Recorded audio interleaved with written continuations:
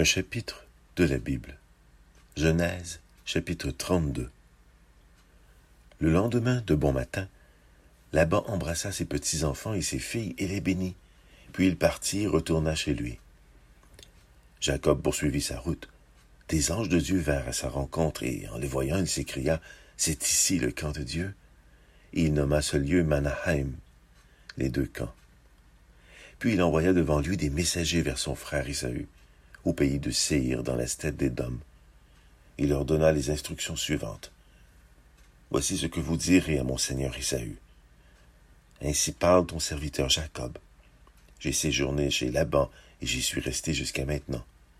J'ai acquis des bœufs, des ânes, des moutons, des chèvres, des serviteurs et des servantes, et j'en fais informer mon seigneur pour recevoir bon accueil auprès de lui. » Les messagers revinrent auprès de Jacob en disant « Nous sommes allés trouver ton frère Ésaü, et le voilà qui vient à ta rencontre avec 400 hommes. » Jacob eut très peur. L'angoisse se saisit. Il répartit en deux camps les gens qui étaient avec lui, le menu et le gros bétail, ainsi que les chameaux. Car il se disait « Si Ésaü attaque l'un des camps et le détruit, celui qui restera pourra en réchapper. » Puis Jacob pria. « Dieu de mon père Abraham et Dieu de mon père Isaac, ô Éternel, toi qui m'as dit, retourne dans ton pays, dans ta famille, et je te ferai du bien.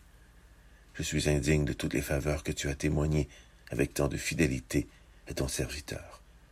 Car lorsque j'ai passé ce Jourdain, je n'avais que mon bâton, et maintenant je me trouve à la tête de deux camps. Délivre-moi, je te prie, de mon frère Ésaü, car j'ai peur qu'il vienne me tuer sans épargner ni mère ni enfant. Pourtant, toi, tu m'as dit, je te ferai du bien, et je rendrai tes descendants aussi nombreux que le sable de la mer, que nul ne peut compter. » Jacob s'installa à cet endroit pour la nuit. Il choisit dans ce qu'il avait à sa disposition de quoi faire un présent à son frère Ésaü. 200 chèvres et 20 boucs, 200 brebis et 20 béliers, 30 chamelles qui allaitaient avec leurs petits, 40 vaches et 10 taureaux, 20 ânesses et 10 ânons. Il les confia à ses serviteurs par troupeaux séparés, en leur disant « Passez devant moi et laissez une certaine distance entre eux et le troupeau. » Puis il donna les instructions suivantes au premier serviteur.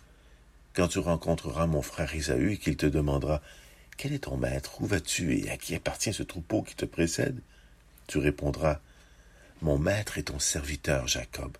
Ce troupeau est un cadeau qu'il t'envoie, mon seigneur Ésaü. Lui-même arrive derrière nous. » Il donna les mêmes instructions au deuxième serviteur, au troisième, puis à tous ceux qui allaient marcher derrière les troupeaux. « C'est en ces termes que vous parlerez à Ésaü quand vous le rencontrerez. Et dites-lui aussi, voici ton serviteur Jacob vient lui-même derrière nous. » Car il se disait, je l'apaiserai par ce présent qui me précède. Ensuite, je paraîtrai moi-même devant lui et peut-être me permettra-t-il de le regarder en face. Les bêtes offertes en cadeau s'en allèrent donc devant lui, et lui-même passa cette nuit-là dans le camp. Dans la nuit, il se leva, emmena ses 2 femmes, leurs servantes, et ses 11 fils, et passa le gué de Yabok. Après leur avoir fait traverser le torrent, et avoir fait passer tout ce qui lui appartenait. Jacob resta seul. Alors un homme lutta avec lui jusqu'à l'aube. Quand l'adversaire vit qu'il n'arrivait pas à vaincre Jacob, il lui porta un coup à l'articulation de hanche, qui se démit pendant qu'il luttait avec lui. Puis il dit à Jacob, « Laisse-moi partir, car le jour se lève. » Mais Jacob répondit, « Je ne te laisserai pas aller avant que tu ne m'aies béni. Quel est ton nom? » demanda l'homme. « Jacob, répondit-il. »« Désormais, reprit l'autre, tu ne t'appelleras plus Jacob, mais Israël. » Il lutte avec Dieu.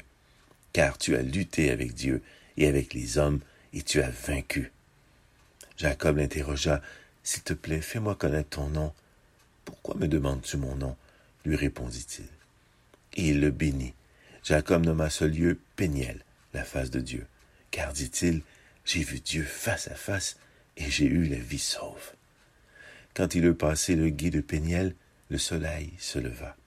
Jacob boitait de la hanche. C'est pourquoi, jusqu'à ce jour, les Israélites ne mangent pas le muscle de la cuisse fixe à l'articulation de la hanche, car c'est là que Dieu avait frappé Jacob.